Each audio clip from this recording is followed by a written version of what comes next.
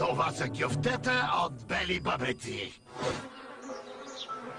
Бели бъбреци? И така, кой е готов за трети рунд? Спагети! Всъщност, това са червеи, покрити с охлювена слуз и топки косми. Не! Това вече е непоносимо! Който изпие повече чаши фреш от пресни пресовани хлебарки, ще бъде победител. Тази невероятно питателна смес от 8 вида хлебарки е богата на витамини, минерали и микроелементи.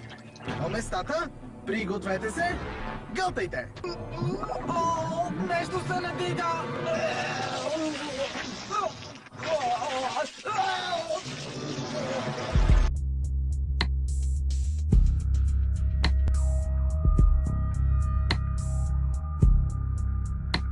Вече знаете какво гледат децата ви през уикенда по Cartoon Network. Ако го смятате за нормално, ами занесете им чипс и кола. Ако ли пък не, то какво ви остава, за да защитите тяхното психическо здраве? Законът и институциите. Дали те работят, решихме да проверим и започваме с Агенция за закрила на детето. Вижте!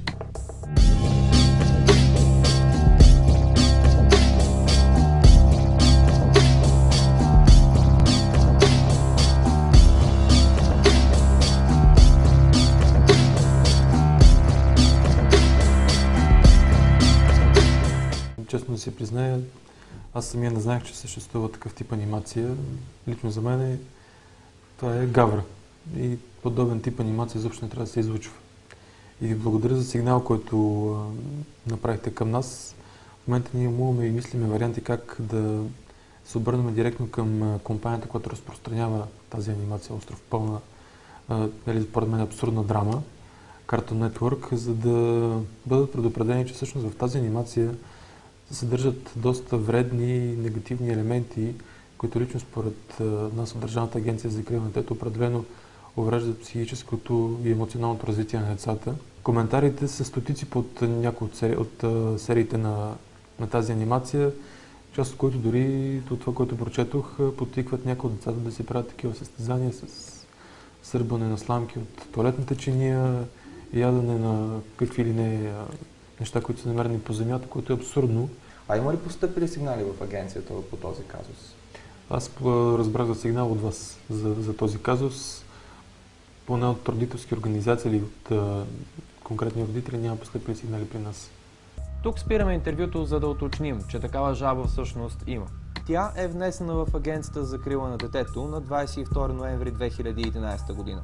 В нея се сигнализира, че детското предаване Остров пълна драма съдържа кадри, които не са предназначени за деца, като ядене на хлебарки, облизване на мръсни подмишници, пиене с сламка на примесени с фекали и желета от тоалетната чиния и други.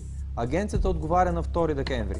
В писмото се казва, че органът, който трябва да следи за спазването на закона за радиото и телевизията, е Съветът за електронни медии.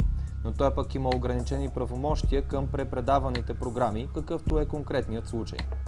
Другото, което мога да се обърна като апел към родителите, които са разбрали, че децата им харесват такъв тип анимация, просто в часовия пояс, в който се изучва тази анимация, да направят така, че да я кодират, за да не може децата да гледат този абсурд. Добре, и в финала на разговора, конкретно от тук нататък агенцията, какви мерки ще предприеме?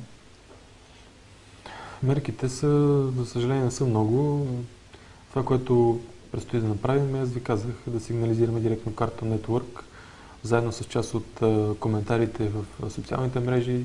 Ние ще ги спратим, за да разберат всъщност до какво води тази анимация и че всъщност ефекта до никаква степен не е положителен, по-скоро негативен. Чухте апела на господин Каменов. Кодирайте си телевизорите. Във втората част на видеото, което не случайно нарекохме Държава пълна драма, ще потърсим и мнението на СЕМ. А до тогава избягвайте детските канали, вредят на здравето.